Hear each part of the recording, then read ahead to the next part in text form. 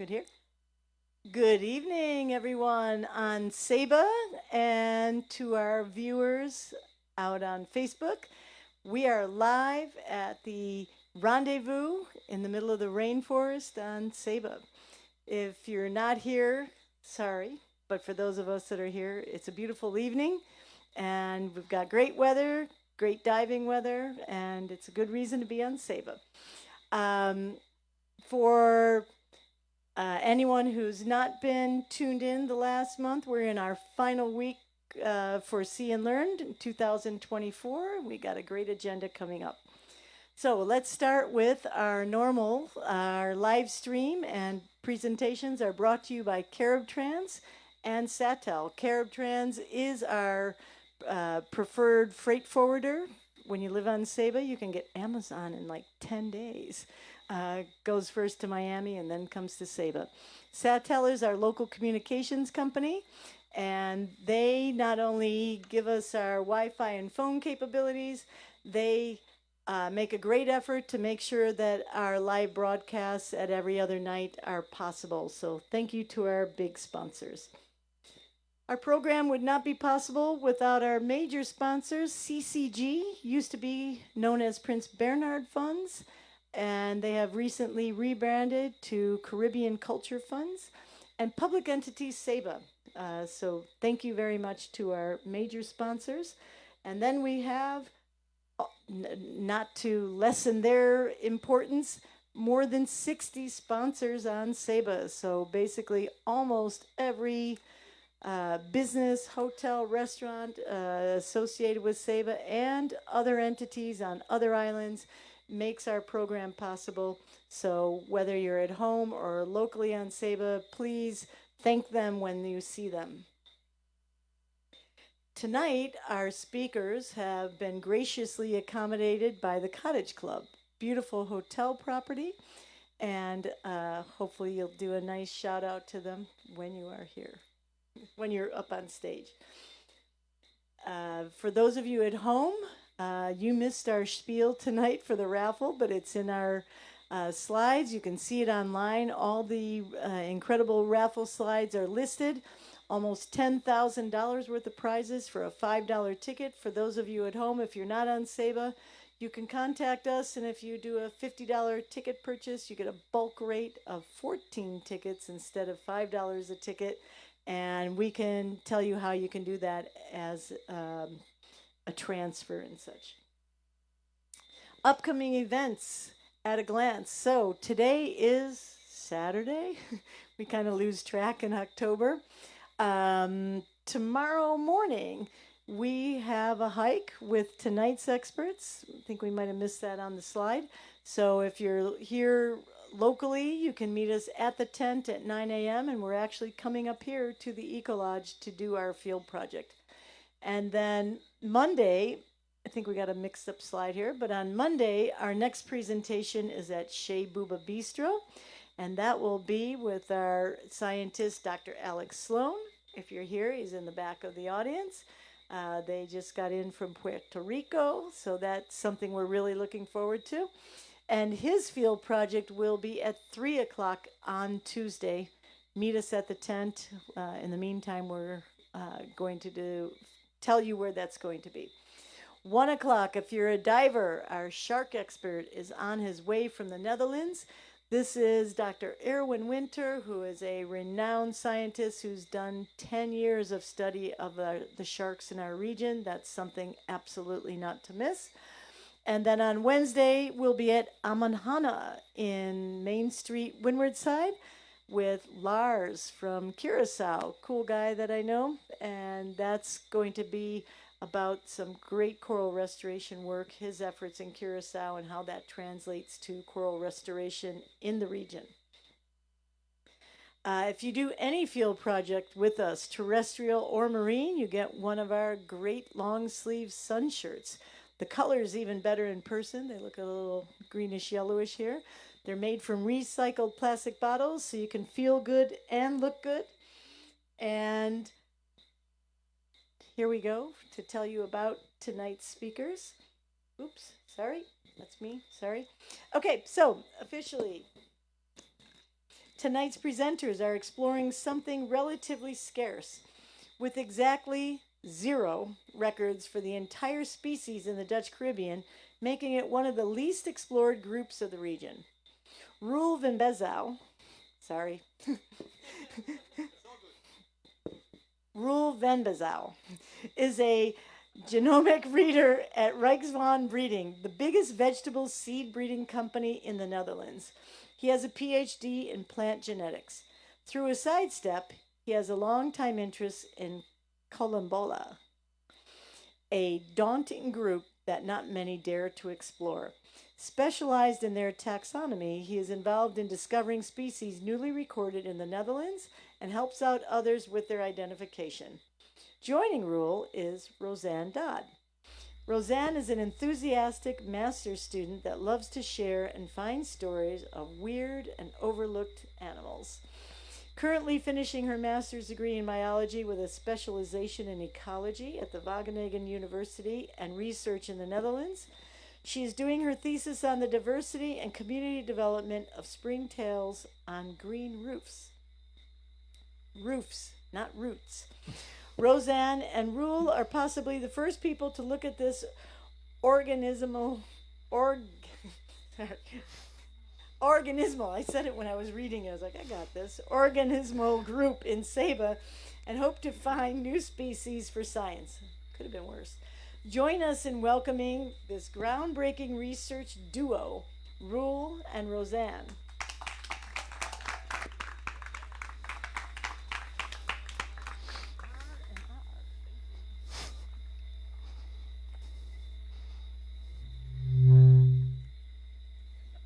Is it me? Ah, it works.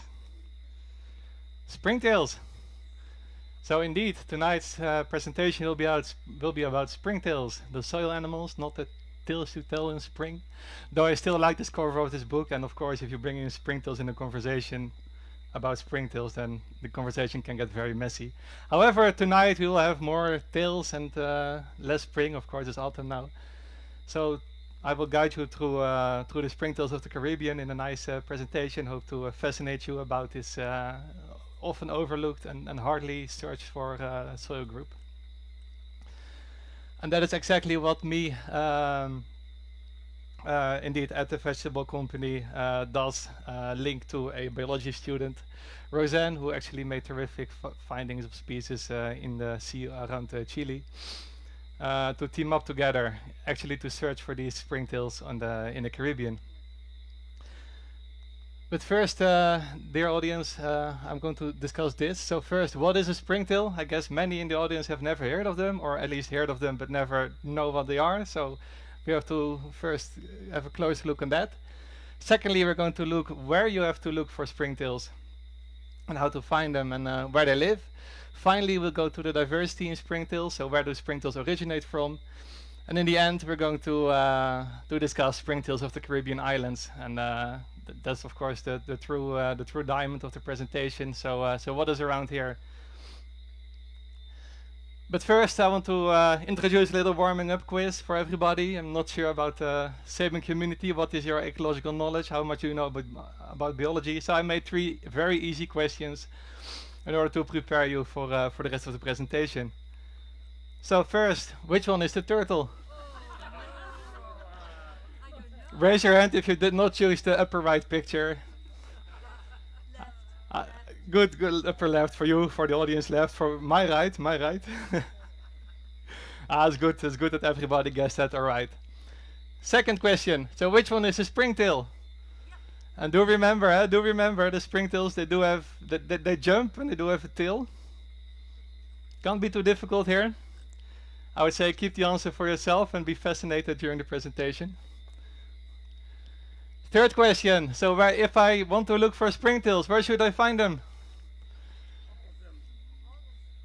So this can't also be a very hard question for the audience. I'm quite sure about that. So first, we're going to dive a bit into what is a springtail.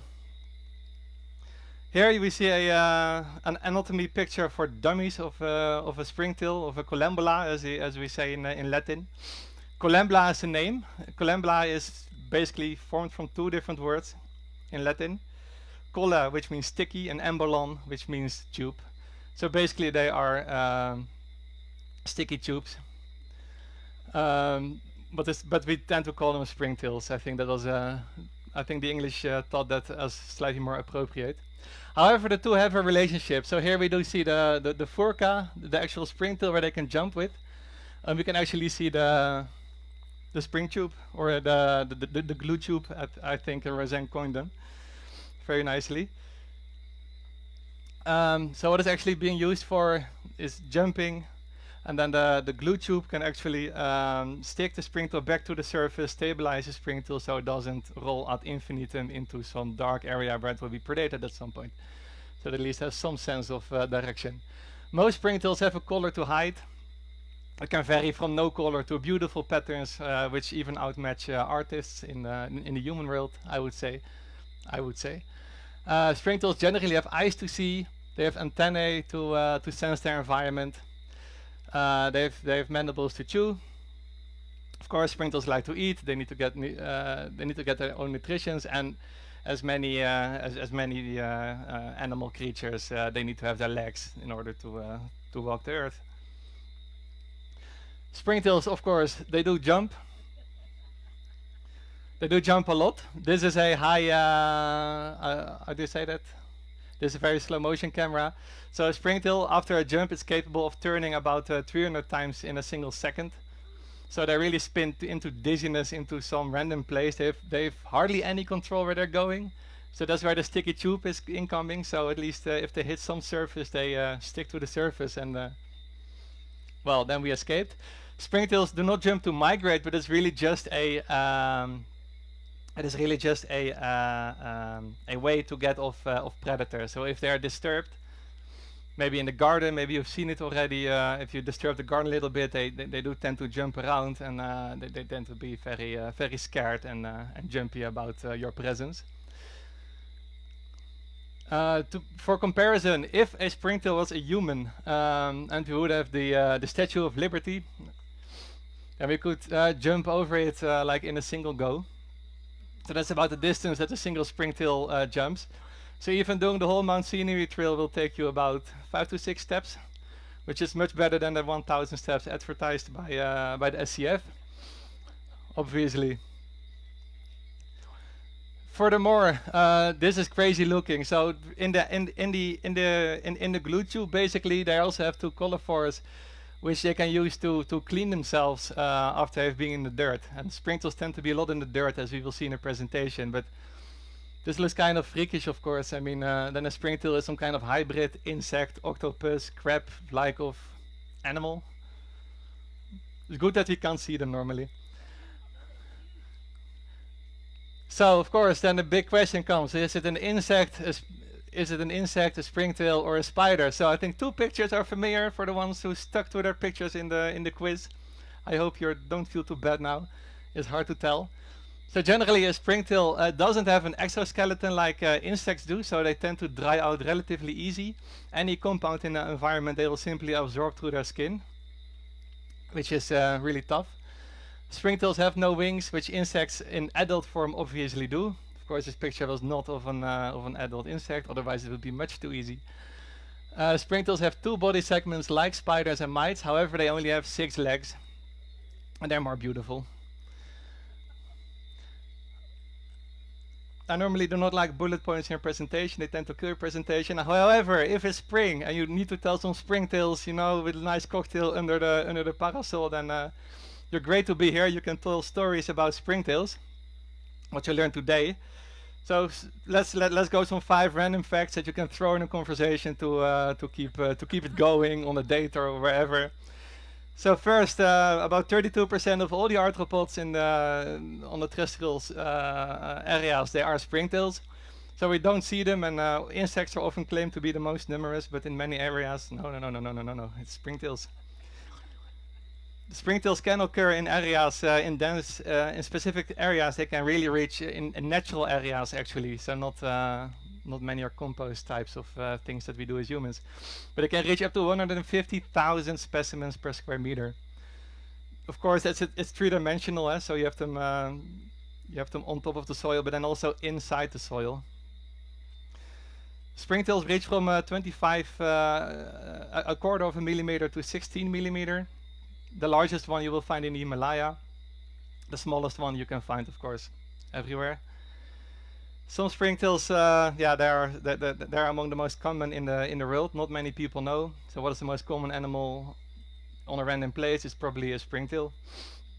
And finally, there are about 9,000 described species of springtails, which we will dive a bit in later. And there's a potentially 80,000 to maybe even 100,000 species of this animal group, which means that there's actually a lot undiscovered and unseen, which makes them also a fascinating group, but also very daunting. So, if you want to see springtails, how big are they really? Well, this is your finger basically, and so this is your finger profile, those ridges. Well, for the springtail, it feels like Mount Scenery, and then the steps. That's really tough for them to climb, of course. So to see them by the naked eye, that's going to be difficult. However, in some areas, they do tend to flock around. This is a pond in Europe where you have this blue haze. This is actually springtails. So then you can actually see them from afar. They tend to like the place. They tend to join together like a big party going on, probably feeding on the water surface there. And then you see many of them. And the good news is that we actually brought them in. So I would like to ask Rosanne to bring a tube. So for people who have no idea about these species, so we have a little tube with Saban specimens. So you can actually look at their true size. So these are live animals. Please be careful. We do want them back. We have no idea what they are. So that's and I would like to know. I really would like to know what they are. These are Saban, yes. They're freshly collected from the island. Talking about self-sustainability of the island. So springtails, what do? They do live in the soil, generally. And in the dark crevices of the soil, they decompose organic material. They remobilize minerals that are caught in that plant parts, and then they eat it, of course, and then they shit it out, and that will be used for new plants and other things. So we find a lot of springtails inside the soil doing their work. We also find a lot of springtails on the soil, on the leaves mainly. Not often on the dry leaves as you find it on this island, but especially if you go a layer underneath, then you will find them where the environment is a bit better, is a bit more stable, then they like it, and that's where they eat and also process the leaves. Finally, so where is the springtail in this picture? You can see this little dark yellow dot on the picture. That's actually a springtail on a flower. This is one of the more unknown aspects of springtails. Some springtails actually feed on pollen, and by feeding on pollen and getting into the flowers, they actually act as pollinators. So, for all of you who follow scientific news about the bee decline in the world and the end of the food of the human nature, well, we have an alternative that is not so critical about everything. But indeed, so there are, especially the globular ones, they really like to feed on the pollen. To put them in a larger perspective, so here we see an ecosystem, the soil food web basically. So we have a tree, it will drop down the leaves. The leaves will turn into organic matter by all these fungi, bacteria, nematodes, centipedes, millipedes, spiders, whatever animals, and then springtails also have their own role in them. Being very small, they can get everywhere. Second, springtails form the basis of food. They're never on the top of the chain, which is a pity sometimes. So in the Netherlands, for example, there's a butterfly. It's called the large dusky blue. It actually, so the ecosystem actually goes in the grasslands. There live the springtails. The springtails are eaten by specific ants. The ants are eaten by the caterpillar of the butterfly, and then the butterfly comes out. So there's a whole food chain that starts with springtails, but also are the favorite lizard of the island. I'm not exactly sure about this particular species, but many, particularly the smaller snake and lizard species, and amphibians also, if they're very small and just hatched, then a springtail is one of the first food that they can find. First of all, they're very movie, so that attracts their attention, and second, springtail is very easy to catch and eat. Don't eat these ones. Second topic, where to look for springtails. As anybody guessed, of course. We'll start here, Antarctica, where it's very cold. We could use a bit of Antarctica right now, it's very hot. On Antarctica, on even the most terrible and cold places, you can find there are rocks, and on the rocks there grow lichens. And those lichens, there's a little bit of detritus forming around in the edges, and that is being eaten by this particular springtail. It's called Cryptopegus antarcticus. And then the eggs of the springtail are eaten by yet another springtail, by Frisia grigia that we see here. So it's a true predator. So this is one of the most extreme circular food webs that we have in the world, and it's all made of springtails. But then who else wants to live there? Anyway. Second, we look at the sea. Of course, it was a trolling question. All the answers are correct for the habitat one. On the sea, the sea is not safe. We have pirating springtails, or actually floating springtails. This is Anurida maritima. This species actually floats on the water. Springtails by nature are hydrophobic, so they never sink. What we see here is a little bit of debris in the water, and then these huge floats of springtails around. And there are species specifically adapted to the sea. And it must be of no surprise that many of the sea springtails that live on the shore are actually accidentally taken by the sea and then moved far away. So on the beaches of the world, you will very often find at least a group of the same species around. And this is also how they migrate from island to island. They do not need to be specifically adopted, by the way. They can also just be other springtails. It's a misconception that you have specialized water springtails. Nonetheless, I have a fish tank at home. That's very nice. There's some floating vegetation on it. Here we see the floating vegetation. Then if you look very closely, can you see it? This yellow dot here, perpetrator. It's this species, this Minteridis bifidus. That's a little globular one. It looks very nice, has this white band, like a bit of a swimming vest or so. I don't know. What is very particular about this is that in the furcula that we saw in the picture, normally there is like a hook where the sprinter can jump and then clamp itself on the soil. But this one has evolved a different method of jumping. It actually evolves like a fin shape around the mucro that we call it, around the hook, so that can actually flap on the water and actually make no changes in the surface tension, so that whenever you're a fish and you decide to jump, then the fish doesn't know where you are. I'm not exactly sure why it evolved, because of course a springtail will jump around and then you're not there where the tension was, but well, at least we have these flappers, which of course remind ourselves of humans trying to mimic the springtail, of course. So good are they. The next habitat is not just on the sea and on the water, but also underneath the sea. So there are springtails that are living at the intertidal zones. So the zones that are wet part of the day with the ebb and flow of the sea. Springtails have been found up to 1 kilometer outside of the beach. And you tend to wonder, so by the speed by which the water rises during the flood, it can never be that the springtail will jump so fast that it will be back safe on the land again. That does not happen. Instead, you can imagine that in the soil floor, in the shells or even in the sand, there are tiny air pockets. There are tiny air pockets around, and actually, the springtails, they can actually retreat into these air pockets. And scientists have found these springtails about 1 kilometer off the coast, of course. And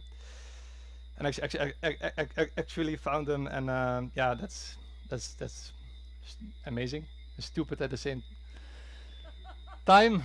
There's specific species. There's actually a whole branch of species that is living in this ecosystem. The last one, of course, the sky. Do we see the springtail? It's a searching picture. No, you don't see it? It's over there. Do you see it? No, me neither. Springtails are part of what we call aerial plankton. So, as on Seba, we are close to the sea. I guess everybody knows what plankton is. So plankton in the sea, you also have it in the air actually, of little parts of animals, eggs, maybe nymphs that are just flown through the atmosphere.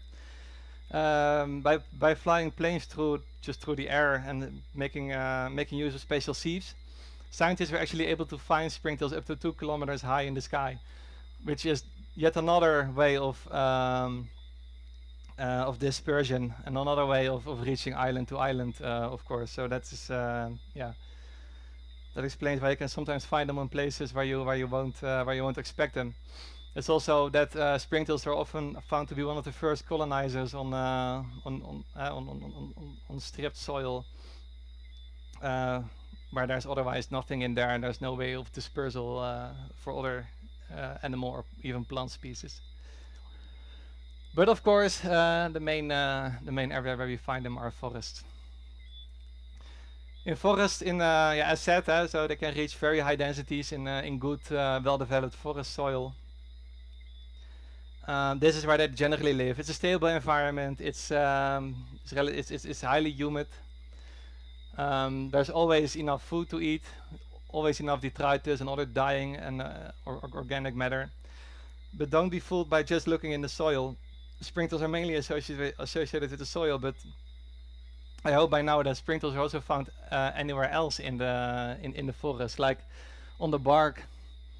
Scientists have found species there that we initially thought, okay, you must be soil-borne. You are so you have small body parts. You look like you should belong in the soil, and then they found them up 30 meters in the tree. And they can even occur on the leaves, but that's more rare. The leaves are a bit more of a hostile environment for springtails.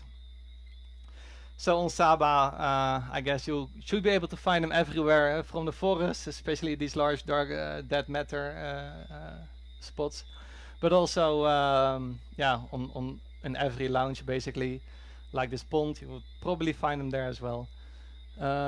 Just everywhere in the cities, the gardens. Sometimes you need to look a bit more. Sometimes the environment in a garden can be a bit more hazardous for springtails, so you find them at lower densities, but they will nearly always be there. And then Seba, from the top of the mountain to the shore, you can find different kind of species, different communities that are adapted to the different conditions. But finding them you will if you look. Finally, springtails, they are also found as pests in crops. That is very it is very rare to happen, but for instance in Australia, European springtail got introduced, and it's actually a real pest over there. But it doesn't very often happen. Of course, if plants get their leaves eaten, then they won't produce much for us humans to consume as well. Finally, springtails, you can also find them as pets in the pet store, if you have it. Particularly for the people that do like these poison dart frogs or snakes or anything else. The springtails serve as food and dinner for them. As food. However, I found in recent years that you can actually buy your own pet springtails and raise them. I mean, that sounds a bit off to me. But you can sell them. You can sell different breeds, even species sold that haven't even been described for science. But apparently, a good mutation can get you quite some money. Here, $5 for that species, $20 for that species. So, if you're really interested, you can go a long way, I guess. Definitely not my thing. Definitely not my thing. And finally, you can find springtails as arts. I think Rosanne already showed this morning. Otherwise, people have been known to make cookies out of them, children's toys, and other silver ornaments. The most interesting thing is actually the painting on the left down picture, which is actually made by no other than Salvador Dali, who apparently got inspired by these tiny soul creatures.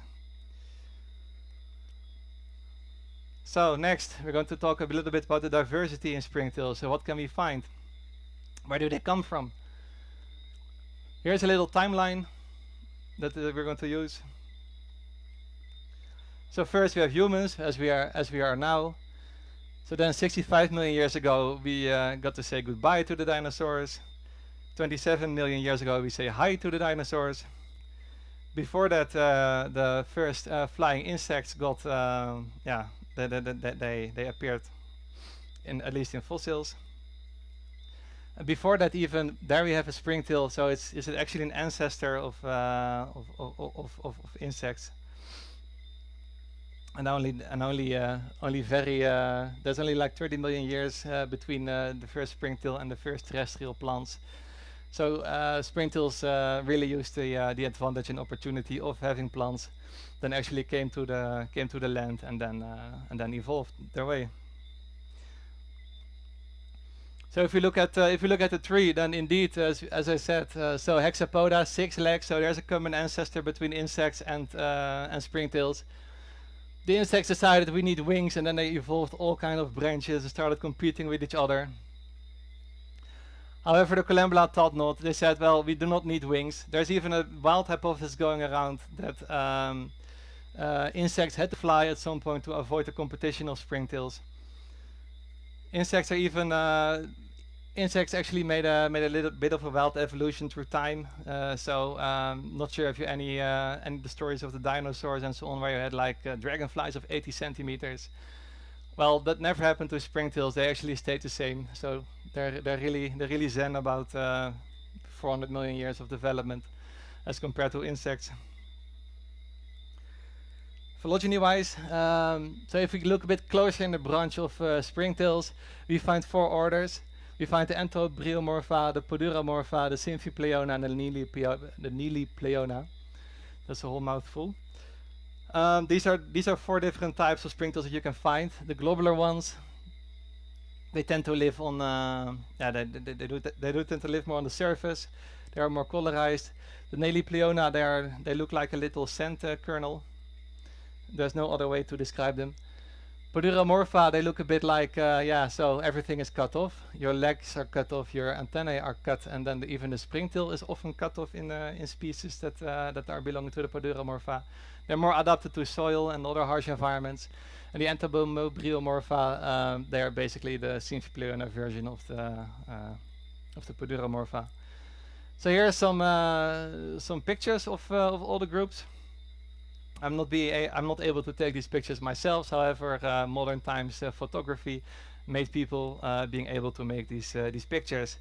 So as said, we see a nice Symphipleona on the upper right for the audience, which is very nicely colored. I'll just point to them. So then we have a nice Entomobryomorpha with nice patterns and yellow and some painting on the some patterns on the back. And then the Nilipleona and the Poduramorpha, they look really pale. They are in the soil. They do not need any color. No need for hiding because you're already hidden in the soil. Of course, there are some exceptions to the groups, except for the Nilipleona, which are always looking a bit sad, like a sand kernel, and are then often even more overlooked for compared to the other groups, even overlooked for a springtail. Here are some more extreme variants. So we have nice tiger patterns, we have nice zebra patterns. Some look like walking pieces of coral, and others, they're weird. They mainly occur in New Zealand, Australia, which has their own evolution branches of springtails. And there are some really forms coming up like this. I believe it's called the dragon springtail. Of course, I've never seen it before. About the sizes again, so here are 2 on my hand to the left, there's the picture with a springtail with the name Pogonognatellus longicornis. Try to pronounce it, try to say it 10 times rapidly. And then there's a little small one, the Megalotorix minimus, the white one, which is really the relative size between one of the biggest springtails you can find in Western Europe and the smallest.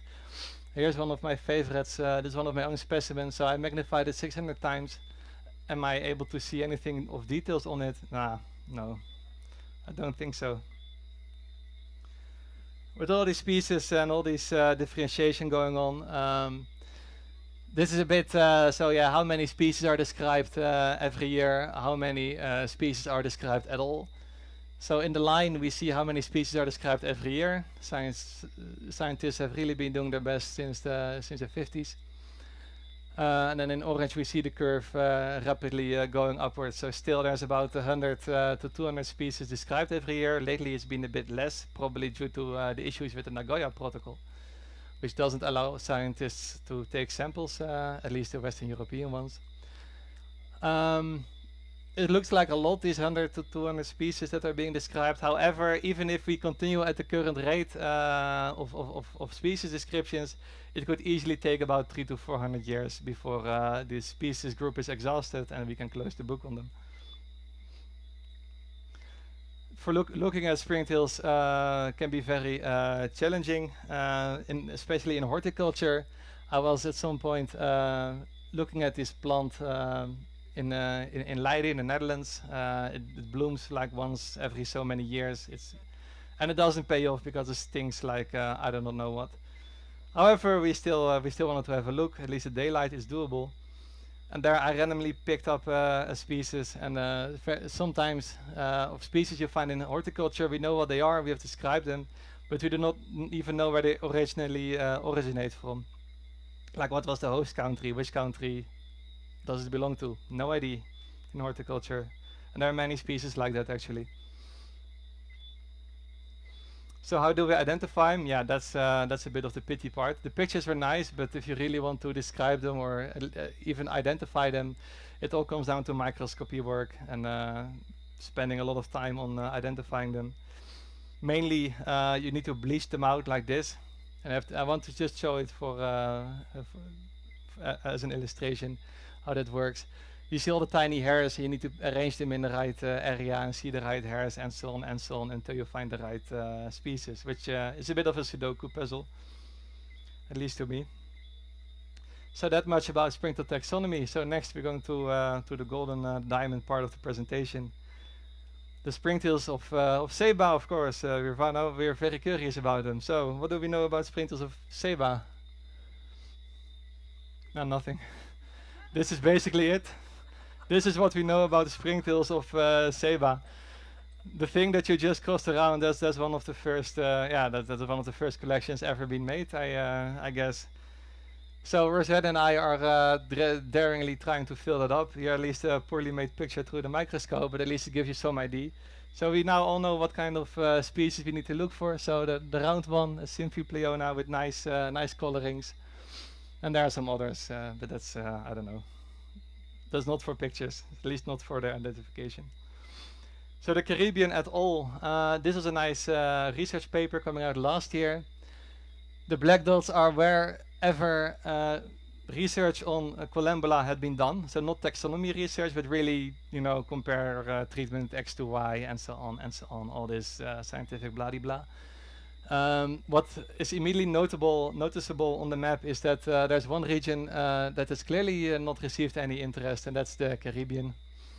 So nobody is actually doing research on these animals. They're just for taxonomy. Some collections have been made, but that's about it. So when I looked at the Dutch species register, then I found this. I got this message, and then there's simply nothing, no results. There's not much to tell about springtails in Saba, I'm afraid. If we look around in the region, well, here the islands, I hope, is familiar for the audience. So this is the number of species that have been found per island that is notated on the map. Puerto Rico has been relatively well researched, probably the US influence. Still about 40 are new and still require descriptions. So many islands, there's 1, 2, maybe up to 20 species described. There's some French islands. The French are always very thorough in these kind of things, so they researched those islands very well. Other than that, it's pretty sparse, and it's amazing because in a single square meter of soil you can easily find 15 springtails. So there are some people who really haven't looking to them. If you look a bit closer to the SSS archipelago, then we see in St. Maarten 2 species have been found in the French part of the island. So the Dutch part is still, we still don't look at it. Saba 0, St. Eustatius 0, St. Kitts and Nevis, there are some species found. Of the 7, about half are already undescribed. So there's a lot to discover. By comparison, the Netherlands, the mainland Netherlands, mainland Saba, That's about 300 species, of which about 5 were ever newly described for science. So this already goes to show that there's still a lot of work to do if you do compare it. So where do the species of the springtails of the Antilles originate from? There are about 200 to 220 species known. About 40% are endemics, 30% are from the neotropics, so the tropics in the Americas, and the rest is all smaller. So there's really a very specific fauna of springtails that has been evolved in the past years. You can also see a tiny slice of European springtails, 5%. These probably have been introduced in the past 400 to 500 years, or are cosmopolitan species that occur literally everywhere. So how to catch them? So here are some collecting materials, and I want to say to Rosanne, please show this one around. So there are several methods to do so. You can actually use a putter to suck them in the tube and then collect them by hand. But as is now being demonstrated, you can also take the habitat, put it in a funnel like this, and the one that goes in public now. And then actually you put a lamp on it, or just the sun, and then you actually desiccate the sample until the springtails dislike what you're doing to them, and they all want to dive downwards. Once they dive downwards, then there will be ethanol for them to preserve them. Yes, but they die in a very happy way with lots of alcohol and I don't know. And you can also sweep them from the vegetation, which is what not many people do. But as you saw, springtails are the new pollinators when the bees dies out. So we can probably find them in the flowers as well. So here is everything going at work. So this is me in the field in the Netherlands. This is an actual, industrially made Pilgrim funnel, as it is called. So you put the soil samples on top, and then you have the funnels, and then you have the alcohol, the gin. And then on the left, there's another researcher, or Rosanne, actually sorting them out and searching for them in the samples. And then, of course, tomorrow there will be a soil safari, as announced by Lynn and Emily already. Of course, we're going to look for springtails in all times, so you do not need zebras, tigers, or dragons. We have springtail replacements for anything in this species group. So, welcome, come and see tomorrow, I have to say. And I thank you all for listening in this presentation.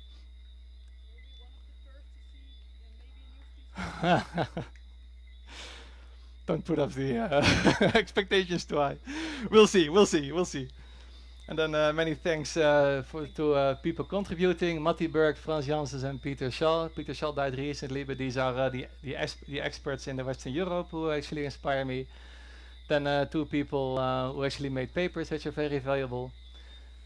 Furthermore, we would like to thank Gert-Jan and Jan and many other people who dropped their images on the internet so I could take them. Had to put them behind a paywall if you didn't want me to use them. So then we have See and Learn, of course, Emily and Lynn for making this all possible and making me presenting Springtales to the Sabin public here. And finally, Michiel Boeken and the whole Saba Estafette expedition that we are part of. And if you really want to check pictures of all sorts of Colemblad, then check out the website. It's really nice. It's being managed by Frans Janssens, and you find he basically curates all the species that have been described or have been known. There are many photographs on them. It's really nice to watch. Thank you very much.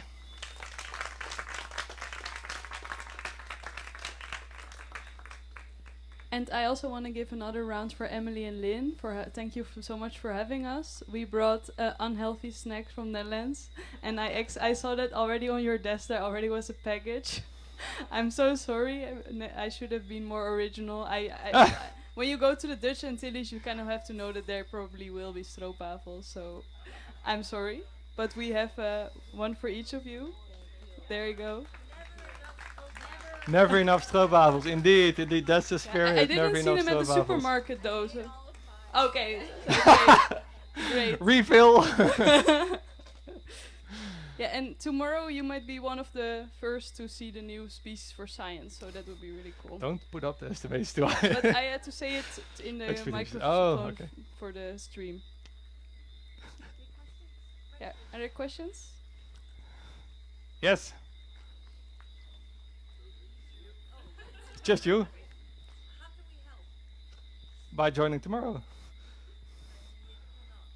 They cannot. Well, then join us on some other day. We have to see. We have to see the schedule. You can let me be in the garden, of course. Can also happen. If you have a pond, then we can check them out as well. I'll stop by. When are you still here? I heard you're going on holiday. Tuesday. Oh, there's plenty of time to take care of them. And you're our neighbor, so we can hop by. Hop by. In this case, it's isopropanol, so I would not drink it. Who drank it?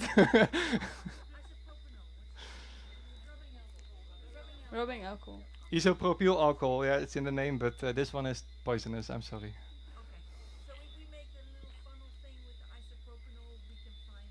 Oh, definitely. You can have our funnels, or at least some, if you like, and contribute. Yeah, sure. Yeah, we can leave some. Make a sample, put them in at the start of the week, empty it at the end of the week, and yeah, go on and collect them. You can send them back. There will be. This one's working, this one's working. There are a lot of people coming from after us because we're part of the Seba Estafette expedition. So actually, from now on, now there will be a break, but in January onwards, every 2 weeks there will be different entomology experts. Yeah, Oh, exactly. Michiel, yeah. Yeah, definitely. Yeah. Cool. Great. There's a hand. If you find a lot of springtails, does it say something about the soil quality? What is the value of knowing about all the species? So if you find a lot of springtails in your soil, is it saying something about the soil quality? What is the value of finding a lot of them? Good question. Depends on where you find a lot of them. If you find them in the garden somewhere, then you should close your bin a bit better.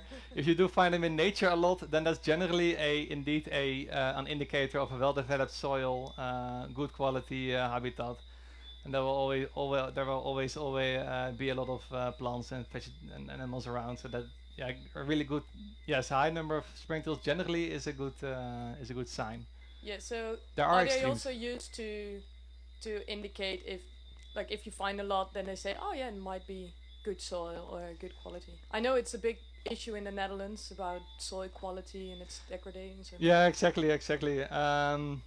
Of course, it always depends. If you find 150,000 of the same species, then obviously there's something wrong going on, and there's some environmental disturbance. If you do, however, find a nice community of springtails totaling up to like 100,000, then generally that is soil that is regarded as good for ecology. I have something to add to that. There are actually a lot of ecotoxicology studies. I'm not sure if they're still done, but in the 1890s there were some ecotoxicology studies that wanted to use springtail as a mark, as seeing how they are doing and how abundant they are, and if they are dying, for how bad toxins are in the soil and for soil life. So next to worms, also use this group, and yeah, well, some are really good with toxins, but there are a lot that are really bad with certain toxins. I'm not exactly sure like what's what, but they can be an indicator. If you know the species, if you know they should be there and they're not there, then you know if your soil is contaminated or probably contaminated. So they are important, and they're also important because they, like worms, also aerate the soil a little bit, especially when you are in more arid areas. They and mites are taking over the role of worms together with isopods if they're there. So they are kind of important in new soil where there are not, or that where worms are not able to do their job. So that's also nice to thank know. you. Any more questions in the back?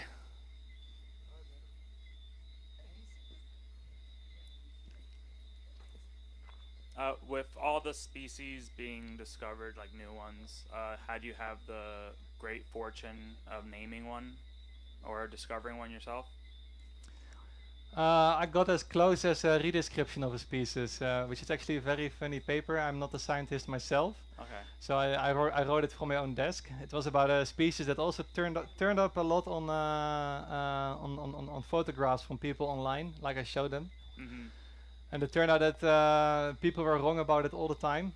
That actually, that's yeah, it's a little little black Symphipleona, so a round one. People thought it was a different one. I found out that actually the one I found actually that it was another one which had only been described in the 60s in the UK, and then found one other time. So up to that time there were like 3 discoveries on the entire world of this species. Now it turns out it's everywhere. So that's the closest I could get so far, but maybe we're a bit more lucky this time. Yeah. But I don't know. Look, No maybe no tomorrow. expectations. Huh, maybe tomorrow. Well, we don't have any expectations, but we do have already. We're gonna present for the Dutch Nature Organization about our findings if we have some preliminary findings. So I think, I don't know. I think the chances are pretty high that there will be some new species. Saying that 40% is endemic, but we can. We'll see. We'll see. Yeah, you're a good scientist, Roel. I'm not. Huh? You're a good scientist. Being shy, I'm not a good scientist. We'll see. We'll see. You're So still I young. say yes You're still and young. you say no. Yeah. Good side of the 30s. Yes. Yes. Another question in the back. Yes, you had shown a map of the world, and with the little brown dots or whatever where Yes. these are found. Shall I go back? There was a dot in the middle of the Arabian Peninsula. Yes. Yeah, or is that closer toward the sea? Because I was wondering if that what they call the empty quarter, or there's life. I think it's not on the shore of the sea. Not quite the shore of the sea, but I mean, it looks so such an arid place. Is there enough life in the soil? Yeah, they do actually live there. That's maybe hard to imagine if you have a specimen that is so keen on having his water around and the moisture around. However, there are indeed branches of springtails who can actually live in what is called a cryptobiotic state. So, especially in deserts when a long time there's no water, nothing, then these species can actually completely dry out. They become like a little portemonnee or a tree or whatever. Of springtail, only the skin, and then at some point when the rain comes down again, then it fills up again and it turns into a springtail again, and it keeps on living again. I'm not so sure if they had done space experiments by exposing them to the space, like they did for tardigrades, but yeah, they can definitely hold their own in very extreme environments, or at least some branches do. Yeah, the less fun thing of dry environments is that springtails are very often in a much lower quantity and density available, and the dry environment is very hard to look for them. So that's still something that people have to see. But indeed, currently mainly in Iran and in Egypt and these countries, we see more and more descriptions because people get interested in them actually. Yes. Typical lifespan of a springtail. That's a good one. Should I change my? No. Yeah. In living is generally a couple months. So the highly depending on the temperature, springtails, they do not know, like insects, specific seasons when they come up. They're independent of the environment. It's either warm enough to reproduce or not. And if it's not warm enough to reproduce, they tend to live very slowly and they extend their life basically. So generally a couple months. In winters where it actually gets cold, a bit longer. In caves, species in caves can live up to 2 years apiece.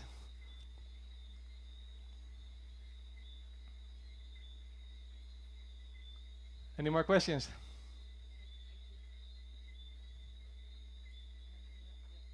Oh, Planets. on other planets. Yeah. Yeah, that would be the next adventure. Since they are since they are being transported to all types, Ah. all places in the world, as I showed the example of horticultural specimens. Um, I don't know, maybe on a spacecraft, I don't know. I don't think they can survive that, but yeah. Okay. I guess not. I guess not. Not yet. I guess not. I guess not. First find water somewhere. Okay, if there's no more questions, thank you everyone, both on Seba and to our live audience. Thank you, Rosanne and Roel. Isn't it great when you make something we never even thought of, heard of, so interesting? You were fantastic. Thank you. So, sign up. Just tell us if you want to join them tomorrow. We just need to know how many, if we need more than one taxi to come and do their field project with them. And thank you, everyone, again. And we will see you on Monday at Shea Booba with Dr. Alex Sloan. I have a tiny thing to add because I saw a lot of people look at the Springtail sample, and when you come on an excursion with us, there will be more alive. We put them in the refrigerator, and they are now not moving around. But in the excursion, they will move around, so that's more exciting. And just to reiterate, they're calling our January through March program. What? You're calling Michiel's program? Oh, the Saba Estafette Expedition, or does it have a different name now? Get the question. Well, we think it's easier to call it Critter Quest. Oh, I love it. Yeah, so we're calling Critter Quest January through March. If you live on Saba, or if you don't, it's a reason to come to Saba. So for 3 solid months, we're going to have enthusiastic, because they're not all insects. We were going to call it Insect Quest, but they're all critters of some type. So join us, find new species, go out in the field, and look forward to it. So thank you, everyone. All right, now I know that I'm part of Critter Quest. Great. Love it. Okay. If you're staying for dinner, enjoy. Find a table. I think Harry will tell you where you are. If you're not, please make sure you pay for your drinks. And the taxi, how many people are not staying for dinner and need a ride down? Okay, That's one just hand. the two of you. Okay, so Coochie will be at the path. You can go there, and then we'll call another taxi when our dinner guests